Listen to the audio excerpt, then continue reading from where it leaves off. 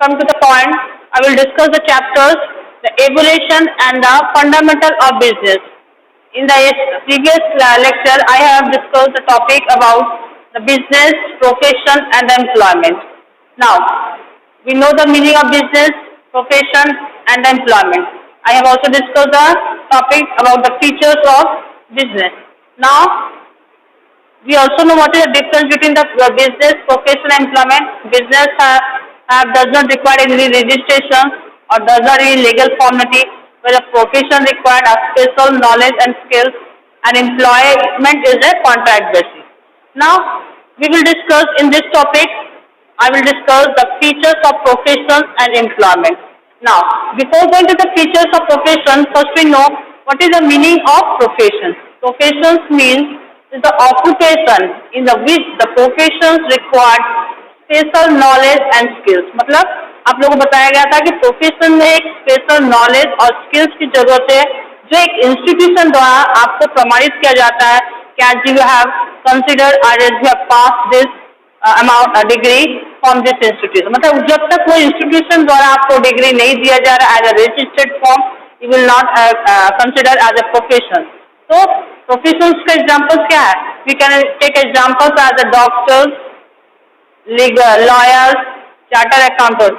They are called as a profession, क्योंकि पास इन लोगों को एक रजिस्ट्रेशन दिया जाता है, मतलब एक इंस्टीट्यूशन द्वारा इन लोग को एज अ डिग्री दिया जाता है. इन लोग का एक रजिस्टर्ड नंबर होता है कि इन लोग एक प्रोफेशंस में, मतलब इन लोग एक इंस्टीट्यूशन द्वारा ने इन्होंने ये प्रैक्टिस किया मेडिकल का, लॉयर का या चार्टर्ड अकाउंटेंट का. Clear?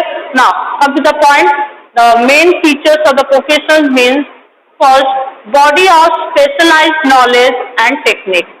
Means first, the professions require special knowledge. हमने definition में बताया था ना, उसमें क्या required होता है? Special knowledge. Without special knowledge मतलब एक particular line में जो है उसी से related उस knowledge, जैसे जो people जो मेडिकल में जा रहे हैं, तो मेडिकल के द्वारा उसी का knowledge उनको होना चाहिए as a master of that knowledge. मतलब उसमें उनको पूरा मास्टर्स होना चाहिए, उसकी नॉलेज भरपूर होनी चाहिए, ताकि वो किसी भी में उनको एज अ प्रोफेशनल जॉब करना चाहे उसे भी हम एज अ स्पेशलाइज्ड नॉलेज मिला. And a technique, he must have a technique of using in a practical way.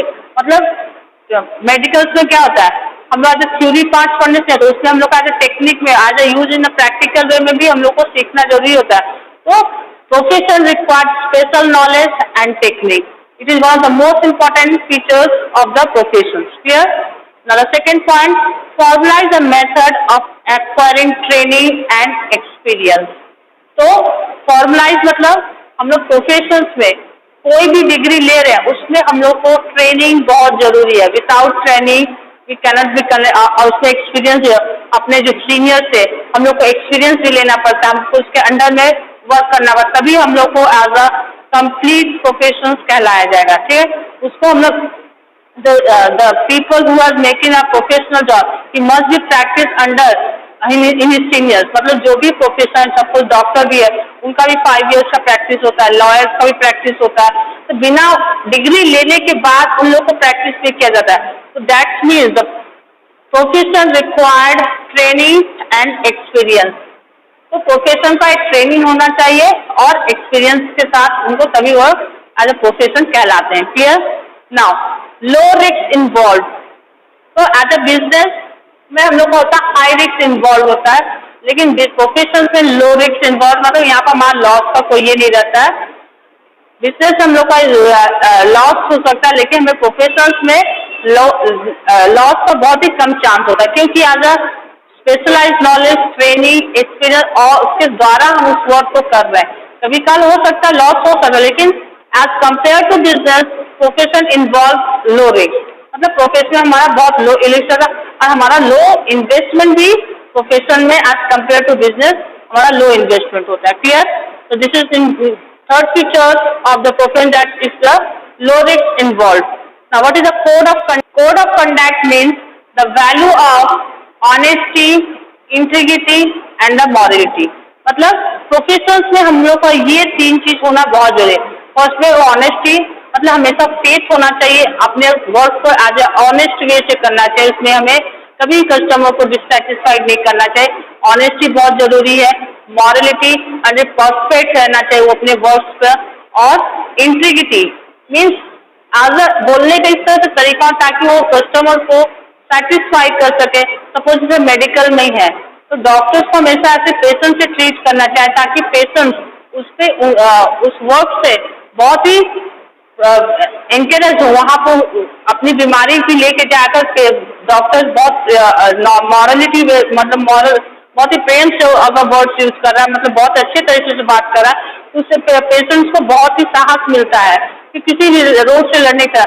That mean the profession must relates to code of conduct. Professions में code of conduct होना बहुत ही जरूरी है। One of the most important features of the profession that the person must perform the code of conduct. And the fifth point is the priority of service over economic conditions. तो हम लोग भी क्या पढ़े थे प्रोफेशंस में, तो profession means to rendering the service over the economic activity. हम लोग क्या यहाँ पर तो प्रोफेशनल क्या प्रॉफिट क्या करते हैं, हम लोग कोई भी काम कर रहे हैं उससे as a view of earning profit. ठीक है, प्रोफेशन में भी होता है हम लोग मतलब कोई वर्क उसमें प्रॉफिट हो, लेकिन आज rendering the social service economic consideration में मतलब जिस तरह से as a profession they are doing the work overall they have to make a economic consideration. मतलब जैसे as a doctor they are doing the service and they getting the income also, but overall they are also make a social work। एक तरह से वो समाज में social work कैसे कर रहा है, बीमारी से लड़ रहे हैं, जो लोग लड़ रहे हैं उनको हटाने की कोशिश करें। That also lead to the economic consideration. मतलब हम लोग का वो एक तरीके से इकोनॉमिक कंसिडरेशन भी कर रहे हैं, हम लोग को सोशल सर्विस अपनी सर्विस के साथ साथ अपना इकोनॉमिक सर्विस मतलब अपने वर्क के साथ वो सोशल सर्विस भी कर रहे हैं। सपोज लॉयरी है, वो जो भी कर रहा है एक तरह से लॉ को कर रहा है, वो लॉ को अवॉइड जो इलीगल व्यू से जो वर्क हो रहा है उसको अवॉइड करना चाहता है, उसको हटाना चाहता है। तो वो लॉयर भी होता है जो एक तरह से अपना इनकम कर रहा है, कोई भी वर्क कर रहा है उसमें तो इनकम ले रहा है, इनकम लेने के बाद एक तरह से सोशल सर्विस भी कर रहा है कि समाज में एक अच्छा इमेज बनाए, एक अच्छा समाज बने। That let's the economic considerations. Clear? Come to the topic. Our next topic is the features of employment. Now, before know the features of employment, we first know what is the meaning of employment. Employment को हमने अभी भी discuss किया था। Employment rendering the service for others and in return getting in the form of salary or wages. मतलब किसी और का वर्क करने के बदले किसी और का वर्क करो, उसके बदले में आप रिटर्न में जो सैलरी और वेजेस पा रहे हो उसे हम एम्प्लॉयमेंट कहते हैं। It is a contract based, it is one of the economic activity in which the people work for others. ठीक है, यहाँ पर employment means the people's work for others. तो आपको एम्प्लॉयमेंट का मतलब क्या होता है, यहाँ पर आपके पास क्वालिफिकेशन है, एम्प्लॉयमेंट कोई भी हो सकता है, जरूरी नहीं कि लेबर ही कोई एम्प्लॉयमेंट किया जाए। एज अ क्लर्क, टीचर्स, जो भी किसी के अंदर में किया, जो उसके ऑर्डर्स के अंदर में करो। Employment have to follow the employ who is working in any organisation, he has to follow the order of the owner of the forms. मतलब ओनर्स ऑफ द फॉर्म्स का जो भी मेंबर है उसका ऑर्डर से आपको, but in return he have to get a salary and wages. That is known as the employment. No, the features of employment. First, service to others. Employment का features क्या है? One of the important features of employment, service to others. Service to others means employment who work for others. वो work कर रहा है लेकिन खुद के लिए नहीं कर रहा है, वो किसी और के लिए कर रहा है। That is known as employment. मतलब वो जो work कर रहा है उससे effect उससे नहीं, उससे सिर्फ उसकी as a part of amount जो सैलरी और वेजेस उसे as a agreement में डिसाइड किया गया उसे वो सैलरी मिल रहा है, बस उसको सैलरी से मिल रहा है, मतलब वर्क वो किसी और के लिए कर रहा है। तो वो जो ओनर होता है, वो जो वर्क डिसाइड करता है, that the person who is going to employ for the job, he has to do that particular amount for the work whatever the owner has to decided to do. ठीक है, जो भी amount of work जो decide किया गया जाता है owner द्वारा, the employ have to do the work and return he has to get the salary. तो service to other is one of the features of the employment. he has to rendering the service for others. Second feature is the agreement. Agreements, here there is a contract between the employer and the employee. क्या contract होता है? Before joining the job, there is a maybe the oral or written agreement कि आपको इतने amount of salary आपको दिया जाएगा monthly. If you are agreed to do the job, then he will do. ठीक है, अगर जो भी होगा इंटरव्यू के समय जो भी होता है, जब भी वर्क में आप किसी भी प्रोफेशनल जॉब में जाओ, अगर उस समय ओरल या रिटन एग्रीमेंट होगा कि आपको इस अमाउंट ऑफ सैलरी दिया जा रहा है and you have to do the work in a particular work and you have to give a time limit. आपका टाइम भी बताया जाए कि आपको इतने घंटे तक टाइम पर वर्क करना पड़ेगा. Without this time you will not able to go outside. तो आपको वो एग्रीमेंट है. तो employment is always based on agreement, मतलब वो कॉन्ट्रैक्ट बेस्ड होता है. Without this we can not do the job. Okay. Servant. Servant here means another third features of the employment means servant. Servant means here does not mean servant means doing the job for other. मतलब जो owner order करेगा you have to do the work. इसलिए आपने बहुत लोग बोलते हैं नौकरी का, नौकरी मतलब नौकर, देखिए आपको do the work for others. जो वो बोलेगा आपको करना पड़ेगा. If you are agree, then you will perform the job. Otherwise, you will get out from the job. Okay. The third features of employment, that the person must be the servant of the owner. Here, no need of capital. In the employment, we does not require any capital because we have to render the service for others. There is no need of capital. This is another features of the employment. It does not also involve the risk. यहाँ भी कोई risk का कोई involve नहीं है. As you have a capacity to do work, you will do. You will get the wages and salary. Your monthly income and salary has been fixed. तो यहाँ पर कोई risk involve नहीं कि आपको loss भी हो सकता है. आपको जो fixed है amount वो आपको हर महीने मिलना है. वो monthly salary wages जो आपका fixed है वो मिलेगा. Here the risk does not involve in the employment. This is the other features of the employment. And the last features of the employment is the nature of employer. Here the nature of employer means employer can be anybody. कोई भी हो सकता है, whether they are the government या private या public sector या organization. तो ये जरूरी नहीं कि आप गवर्नमेंट सेक्टर में करो जॉब तो वही एज एम्प्लॉयर आप एम्प्लॉय वहीं पर मिले. प्राइवेट ऑर्गेनाइजेशन में भी होते हैं, स्कूल्स में भी होते हैं. वो depend upon the nature of the employers, depend upon the organization. So employers can be anybody, whether the government officers, whether the government, in private, public sectors, anybody. Here, this is all the features of employment. So students, come to our next topic. Our next topic will be the objective of business. Now objective of business means हमारा business का क्या क्या उद्देश्य है, हम लोग किस mode से बिजनेस को स्टार्ट करें, किस मोड से हम लोग स्टार्टअप करें. That is means the objective of the business. तो objective here means there are two types of objective, economic objective and the social objective. Now what is the economic objective? अभी हम लोगों ने पढ़ा था पिछले क्लास में. Economic activity means any task perform by the human being in modes of earning profit. मतलब कोई भी टास्क, ह्यूमन एक्टिविटी, कोई भी टास्क परफॉर्म किया, कोई भी वर्क को परफॉर्म किया in the modes of earning profit is known as economic activity. तो इकोनॉमिक ऑब्जेक्टिव मीन्स क्या, बिजनेस को करना है, किस मोड से करना है, क्या क्या मोड्स है, किस हमारा क्या क्या मन में रख के करना है कि हमें बिजनेस करने के लिए हम लोग ये चीज हमारा मन उद्देश्य है, हमको इस, अगर ये हमारा उद्देश्य सक्सेसफुल होगा then only we will continue our business. ठीक है. मतलब आप लोग भी देखते हो कभी कभी होता है कि हम लोग को बिजनेस में लॉस होते जाता है, तो फिर अब वो क्या होता है, हमारा जो फुलफिल्स होता है, हमारा जो एम्स होता है वो फुलफिल नहीं होता है. Then we have to move for another business कि हमारे इस बिजनेस हम सक्सेस नहीं हो रहे हैं, we have to go for another business. But here the economic objective, हमारा पहला इकोनॉमिक ऑब्जेक्टिव क्या हमारे बिजनेस का मेन फर्स्ट है, objective is the profit making. The main objective of the business is the profit making.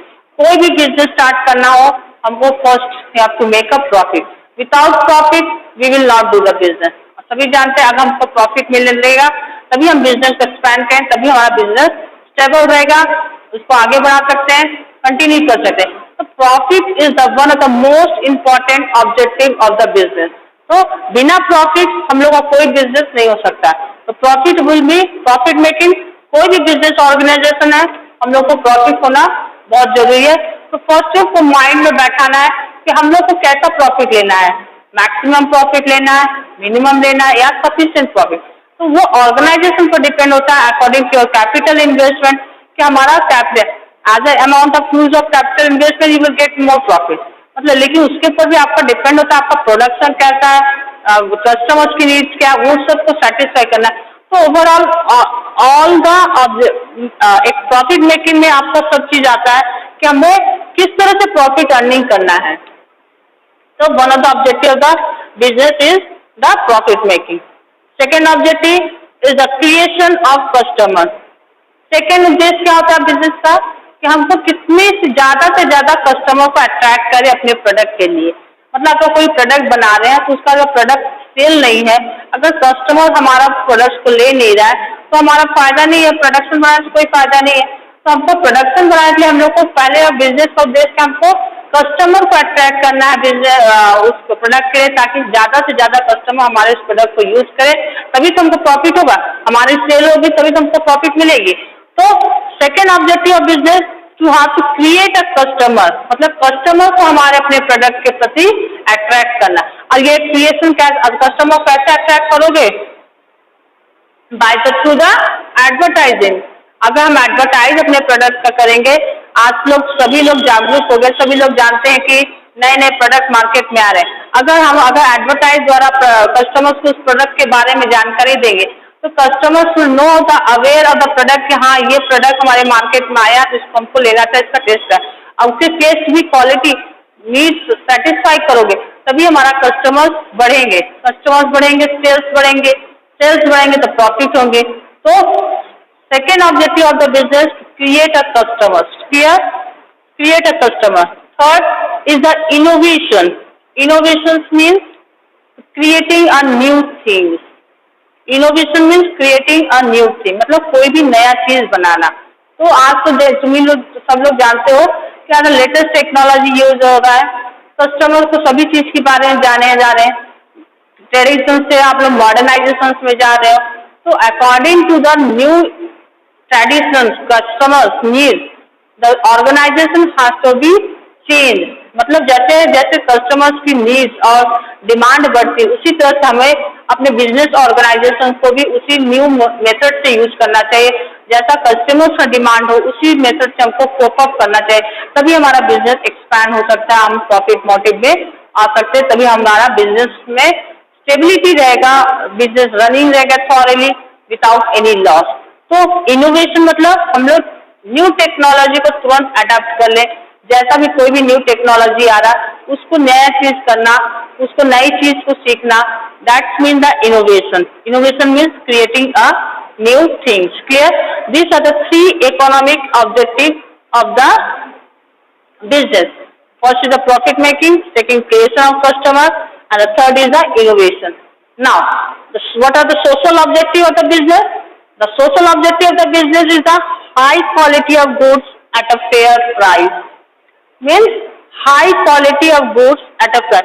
तो business ऐसा ही नहीं है, बिजनेस एक first know what is the meaning of social objective. Business का मेन एम से कि आप सिर्फ प्रॉफिट ही अर्न करो, बाकी चीज पर ध्यान दो। Another objective of business the social objective. Social objective you have to maintain the society environment, मतलब सोसाइटी के भी एनवायरमेंट के बारे में उनको ध्यान रख के बिजनेस को एक्सपेंड करना। ऐसा नहीं आप सिर्फ प्रॉफिट अर्न नहीं करो बाकी दूसरों को लॉस उससे हमें नहीं लेना। You have to show the social responsibility. ठीक है, आपको सोशल रेस्पॉन्सिबिलिटी भी देखना है कि हमें हमारी जो सोशल रेस्पॉन्सिबिलिटी बिना आप प्रॉफिट भी नहीं करते हैं। सोशल रेस्पॉन्सिबिलिटी बहुत जरूरी कि हमारे प्रोडक्ट से किसी को इफेक्ट ना पड़े, किसी को हेल्थ इशू ना हो, हमारा एनवायरमेंट ना पॉल्यूट हो। ये सब होता है सोशल रेस्पॉन्सिबिलिटी। तो बिजनेस सेटअप करने के लिए हमारा जो सेकंड सोशल ऑब्जेक्टिव में होता है क्या? फर्स्ट पॉइंट है high quality of goods at a fair price. हमको अच्छे से अच्छा प्रोडक्ट बनाए लेकिन एट अ रिजनेबल प्राइस है, कस्टमर्स को दे, उनकी नीड्स को सेटिस्फाई करें। That is also one of the objective of the business. तो ये भी एक मन में ऑब्जेक्टिव हम लोग का बिजनेस सेटअप करने सोशल ऑब्जेक्टिव होना चाहिए कि हम लोग गुड्स को एट ए रीजनेबल प्राइस में दे ताकि large amount of customer can able to buy that product. मतलब इतनी भी हाई क्वालिटी ऑफ गुड्स न दे, प्राइस न फिक्स करें ताकि कस्टमर्स न ले सके अकॉर्डिंग टू देयर इन्वेस्टमेंट। मतलब कोई भी प्रोडक्ट को, अच्छी क्वालिटी ऑफ प्रोडक्ट को एट अ फेयर प्राइस में जितनी भी हमारा हो सके कि हम प्रॉफिट अर्न कर सके, at that fair price you should fix the price. Clear? Second point is the contribution to the community development.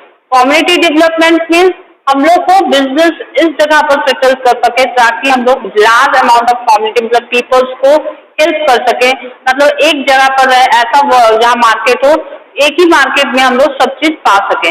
जैसे मार्केट में आप लोग जाते हैं तो हर चीज का अलग अलग प्रकार के मार्केट में दुकान होते हैं, तो एज अ जैसे लाइब्रेरी, डिस्पेंसरी, मेडिकल, ये सब एक जगह रहेगा। तो हम लोग को जैसे एक कम्युनिटी में जाने से हम लोग का वो चीज एक ही जगह मिल जाए, वो चीज होता है community contribution to the community development. हम लोग को कम्युनिटी का डेवलपमेंट होना बहुत जरूरी। This is the second objective of the social objective, the contribution to the community development. Third is the fair return of investors. मतलब हम लोग जानते हैं कि कंपनीज पे कितने सेल्स लोग सब इन्वेस्ट करते हैं।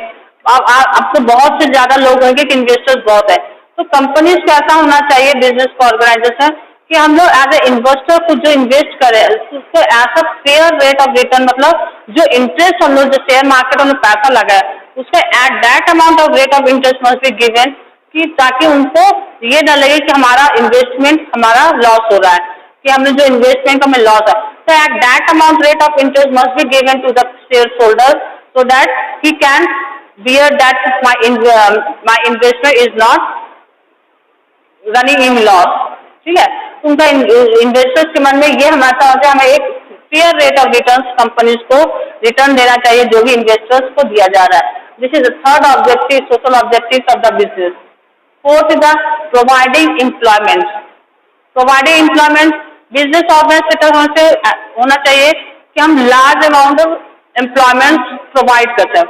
आज we all know there is crisis for the employment की क्राइसिस बहुत ज्यादा है, तो ऐसा ऑर्गेनाइजेशन हो सके ताकि हम लार्ज अमाउंट ऑफ एम्प्लॉयमेंट दे सके ताकि हमारी बेरोजगारी जो हट सके। तो ये भी एक सोशल ऑब्जेक्टिव है ताकि हम जो भी बिजनेस ऑर्गेनाइजेशन सेट करें वहाँ से हमें एम्प्लॉयमेंट अपॉर्चुनिटी ज्यादा हो ताकि लार्ज नंबर ऑफ पीपल्स को एम्प्लॉयमेंट सके, अपनी उनकी रीजनेबल लाइफ सुधर सके। This is also the last objective of social objective of the business, that is providing employment.